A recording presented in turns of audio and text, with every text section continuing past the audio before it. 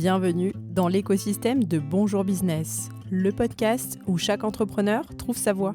Ici, nous partageons le vrai visage de l'entrepreneuriat. Vos histoires, vos questions et vos ambitions sculptent notre contenu. Ce n'est pas juste un podcast, c'est une conversation, un échange d'expériences et de conseils pratiques à retrouver chaque matin pour performer dans votre business. Je suis Julie Stagnetto, votre hôte, et fière de co-créer ce podcast avec vous, les auditeurs. Installez-vous confortablement, le podcast dans vos oreilles, et c'est parti! Pour fêter le lancement de ce nouveau podcast et vous remercier pour votre écoute, nous vous offrons à vous qui nous laissez une review dans Spotify ou dans Apple Podcast l'accès à notre espace Notion que vous pourrez dupliquer pour optimiser votre stratégie de communication digitale. Alors laissez-nous une review, on n'a pas fini de vous gâter.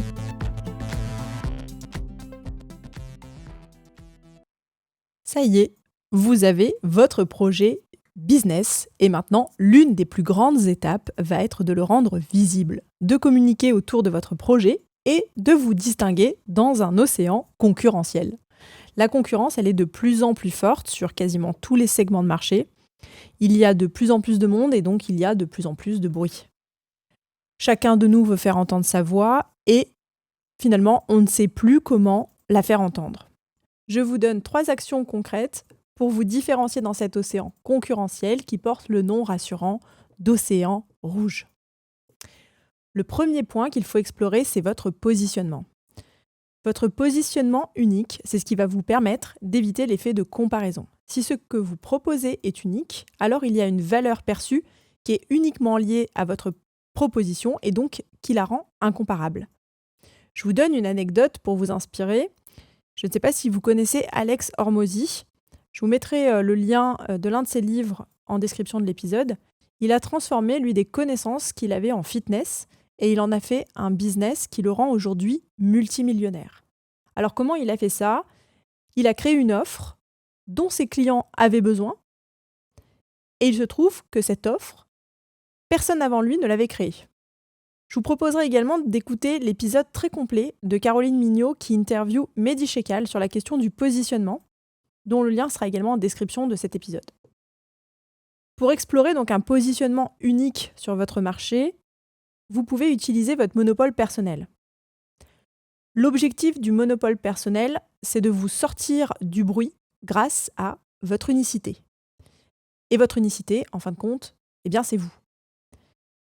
Pour créer ou pour valider votre monopole personnel, il va falloir établir quel est le point de rencontre entre ce que vous aimez faire, ce que vous savez faire, votre personnalité et le petit plus, le bonus dont on se passe quand même difficilement quand on crée une entreprise, c'est est-ce que les gens sont prêts à payer pour ça ? En faisant l'intersection de ces 3 cercles, vous allez donc extraire votre monopole personnel. Si on parle de ce que vous aimez faire, alors ce sont vos passions, c'est ce que vous êtes OK de faire le week-end, le soir, les jours fériés. Ce que vous savez bien faire, là, ce sont vos compétences.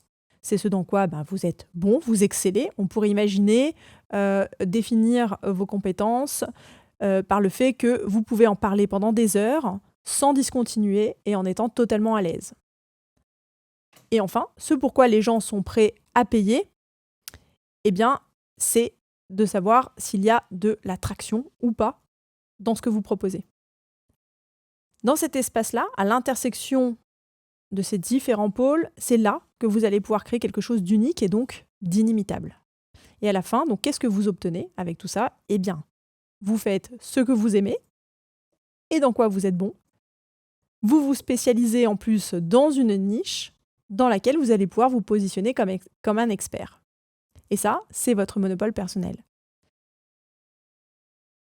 Il va devenir un axe de communication pour faire émerger votre produit ou votre service et donc sortir de ce bruit. Il va vous aider à définir la façon d'en parler en vous singularisant et en vous différenciant. Pour passer à l'action et valider ou construire votre monopole personnel, vous pouvez télécharger le document qui est dans les ressources de l'épisode. Il va vous aider à identifier donc quel est votre monopole personnel et n'hésitez pas à le partager sur les réseaux sociaux en mettant le hashtag #BonjourBusiness pour qu'on vienne vous envoyer de la force. Dans la continuité de votre monopole personnel, il est également très très intéressant, en tout cas en 2024, plus que jamais, de déployer votre marque personnelle.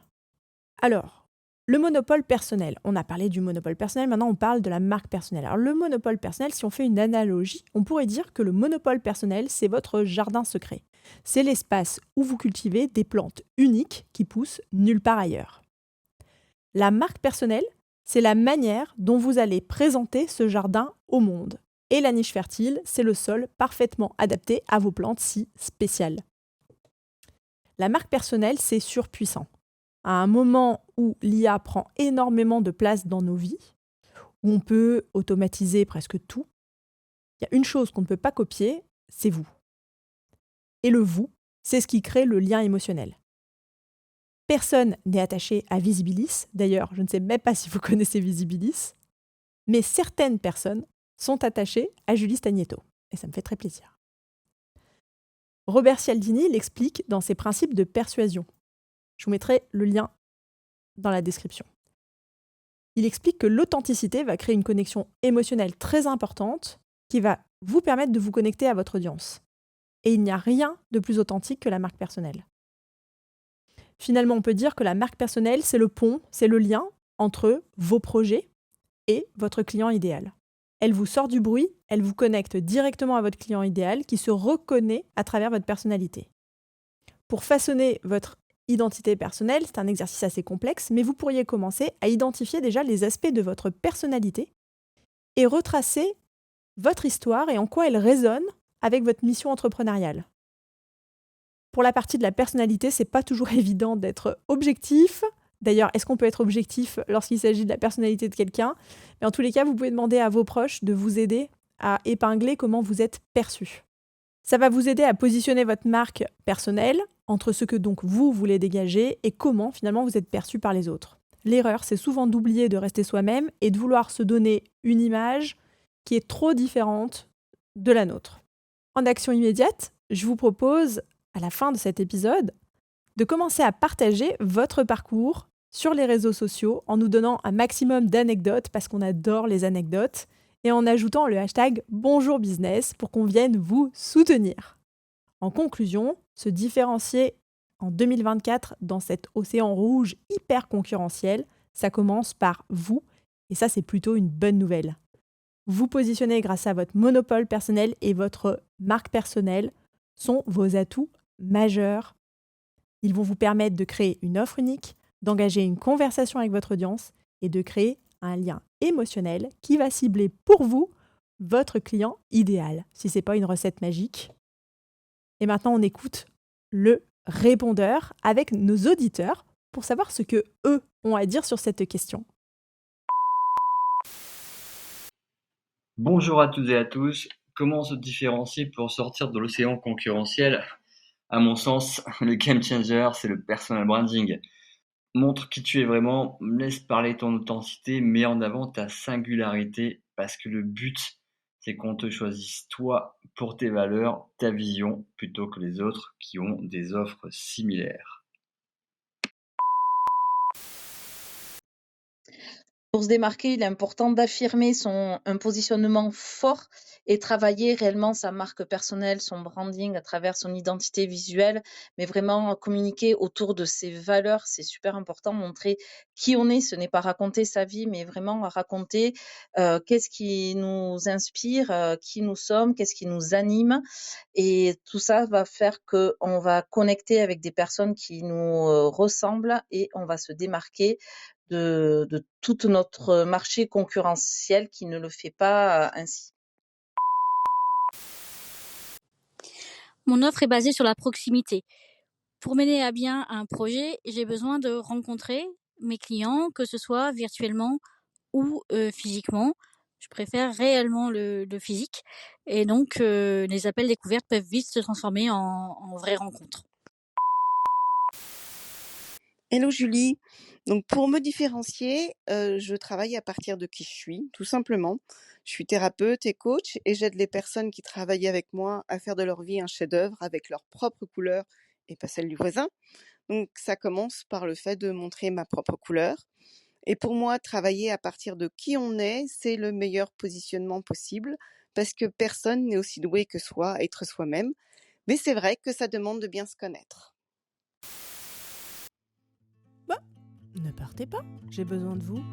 Donnez-nous vos conseils et témoignages entrepreneuriaux sur bonjourbusiness.fr. Prenez le micro et rejoignez les co-créateurs. Abonnez-vous pour retrouver les prochains épisodes directs dans votre bibliothèque. Psst. Chaque avis que vous postez sur Apple Podcast nous permet de vous offrir l'accès à notre espace Notion exclusif. Pensez-y. On se retrouve de l'autre côté. Merci pour votre présence.